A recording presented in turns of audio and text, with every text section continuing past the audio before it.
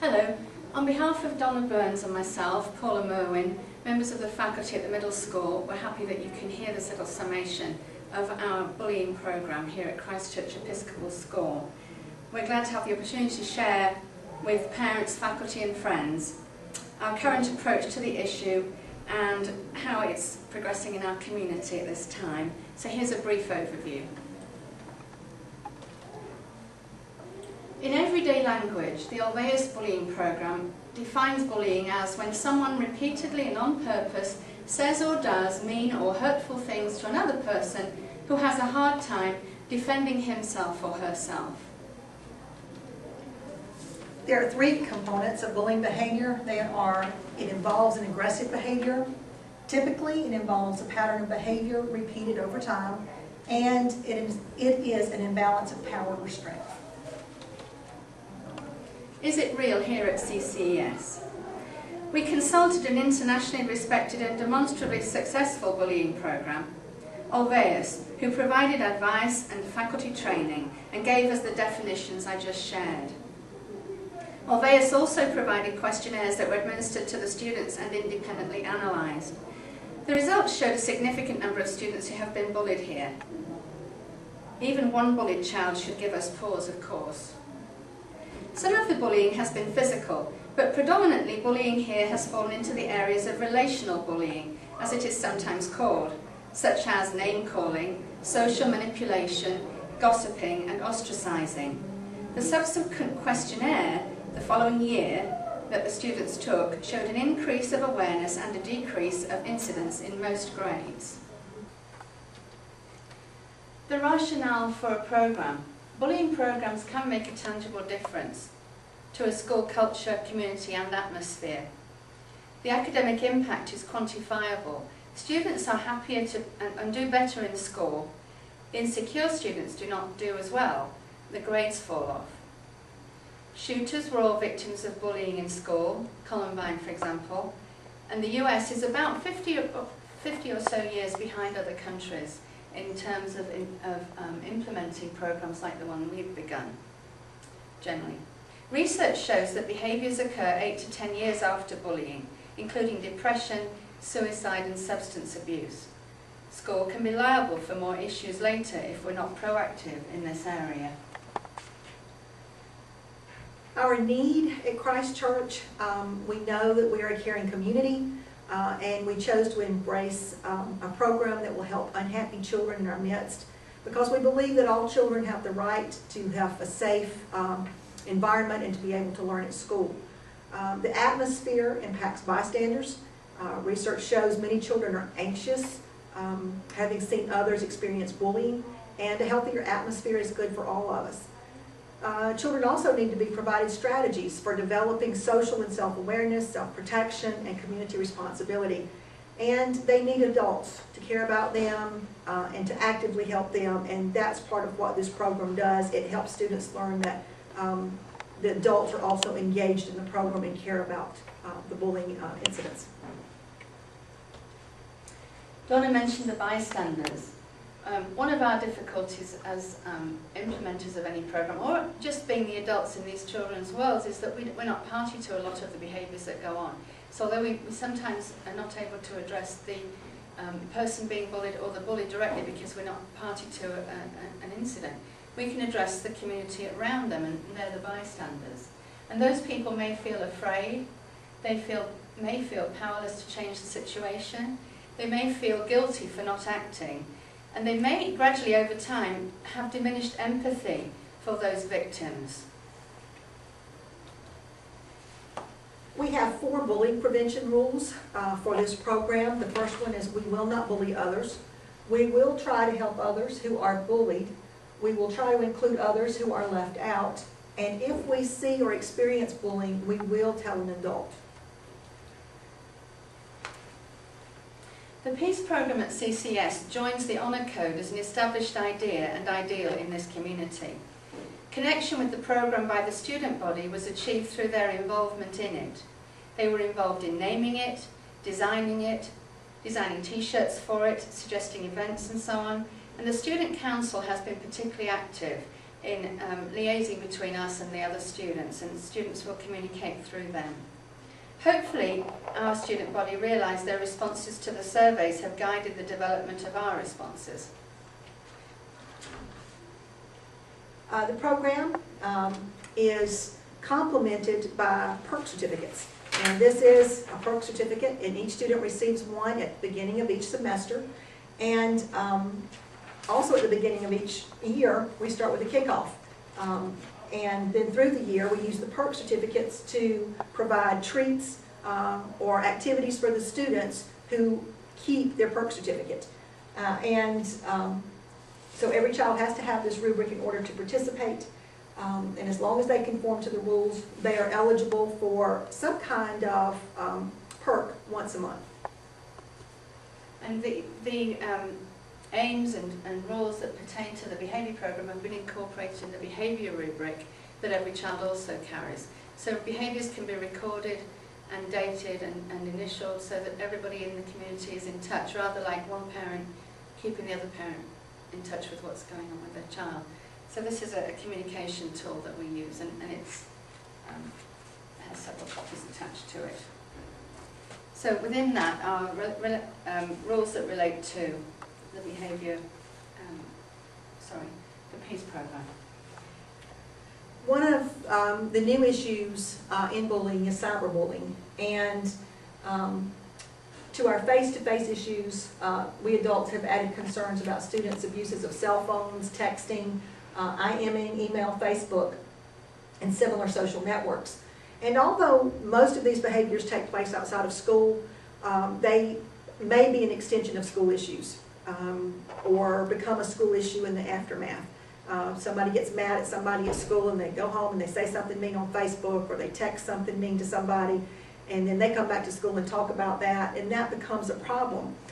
Research suggests that students may not feel directly responsible through social media and networking, and they can often be more cruel than they would in a face-to-face confrontation with someone. It is vital that we educate our students about the dangers and that we keep the lines of communication open between home and school.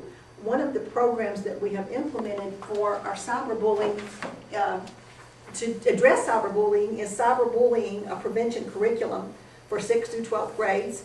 And Robin Kowalski came and addressed the faculty with this and introduced this literature to us last year. We adopted this, and we used this in addition to other curriculum material that we have to help the students to see, the negative effects of cyberbullying as we, communicate in the classroom together. Recent studies. Research suggests relational bullying may hold the key to changing a school culture. Relational aggression has been the least studied until recently. It's less visible, so it's harder to spot, and it involves more nuanced relationships among the bullies, victims and bystanders. In other words, one has to understand very much how the people involved, how they operate with each other, and what was actually going on in any particular incident to know whether we need to even be involved, because obviously a certain amount of conflict is normal, and we have to decide when our interventions are excessive and when they're required, and agree, find a level for that in each incident. A bully is now defined as a popular, socially astute student who uses rumours and social isolation to control enemies, rivals and friends alike. While students who physically fight tend to be avoided by peers, studies show relational aggression actually becomes more socially acceptable as students get older. So as their tolerance as their tolerance grows and their empathy decreases, the equation changes. And this is quite recent. S.D. Sparks introduced this research to the market quite recently. The idea that a child can be understood by the community at large to be popular, but not really truly liked, not trusted, is something that's a new concept, I think, for us adults anyway, to understand. Popular or liked. One study found that American middle and high school students make a distinction between being popular and being liked. Popular students were the most likely to gossip and manipulate other students. That brings us back to the importance of educating and changing the cultural climate for the victim and the rest of the community, especially the bystander, to in turn affect change in the bully. Bullying prevention program then is less about identifying and punishing the bully, although that is an essential component, than about developing trust and support among everyone else to rob the bully of power and help him or her toward healthier relationships. And some of that was from an article by Sarah Sparks. So it's a difficult and ongoing problem, and depends moment to moment in terms of how we respond to it. It's very difficult to generalise. Relational aggression is more nuanced. As such, it's hard to identify, as I said, and to act upon as teachers and administrators, it's very difficult. It's hard to find out the truth of incidents when the parties involved may not clearly see what happened, and by that I mean perceive in any kind of a balanced way, as well as literally see. Often students want to stay out of the situation or not be involved by, in name for fear of recrimination, and much of what happens as a result of incidents is confidential, but there are consequences whenever we are able to act, but the children may not know that outside of the ones involved.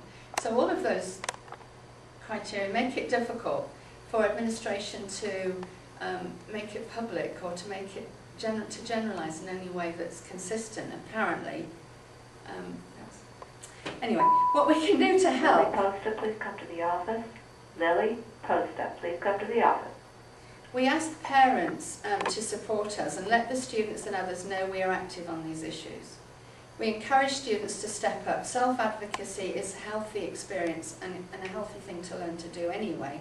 Recriminations are going to stop if everything is out in the open eventually. It may take 2 incidents, but it won't take 3, to quote one of our administrators. Contact us with any concerns. Communication between involved adults is necessary to add to and counter the often distorted perceptions of adolescence. So it's really all about communication and talking and trusting that we're doing the best we can and helping the children believe that, because we are. Well, part of the problem too is that teachers have to be involved. We need to be in the middle of the students, in the midst of them during the day. One of the things we found out from our survey is there were hot spots, places where bullying occurs in the school. And so we have taken it upon ourselves to be in our commons, to be in the stairwell, to be in the locker rooms at the gym, to be in places that they told us and identified as bullying spots within the school. And so that's been helpful, I believe, in helping us to reduce some of the number of incidents that we see, because we've taken a more active role in being in the midst of the students during their day.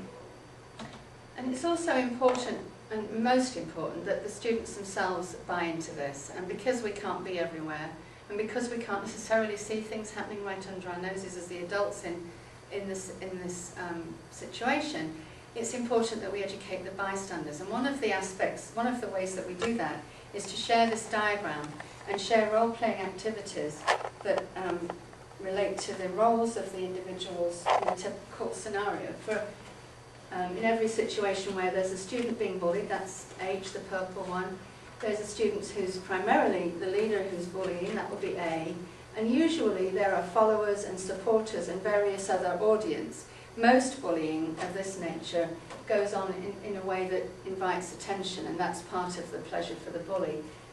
Not only are they overpowering the person who's the victim at that time, but they're performing for other people, and it's amusing to them. So the more people around, the more likely that will happen. So most of these incidents involve a crowd, and you'll see that there are disengaged onlookers, people who potentially could defend, and perhaps, if you're lucky, even an actual defender. But we found a large portion of our population fit the F category, the possible defenders. They simply don't know what to do, don't know how to intervene, feel helpless, or don't have any, are scared, they're too frightened to do that. So this is the basic framework that Olveus, the program, gave us. And then I adopted it to be a bit more personalised and to give the children something a bit more visual to hang on to. Personally, I can read it more easily myself. So we see again the victim and the bully and the followers and supporters and somebody else who's just along for the ride, and various other people who are either oblivious or don't know what to do, aside from the defender. And we hope that as we encourage defenders to become more verbal and stronger, and they learn simple messages to say, to defend, that the climate will change, and you'll see that this person's world is getting a little sunnier as that person, the defender, becomes more verbal. That gradually, hopefully, children will learn to join in, and that we'll get more defence and less followers and less passive supporter.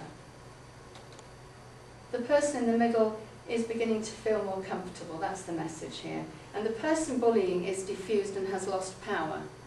And that's the intention, that these people have handled it themselves.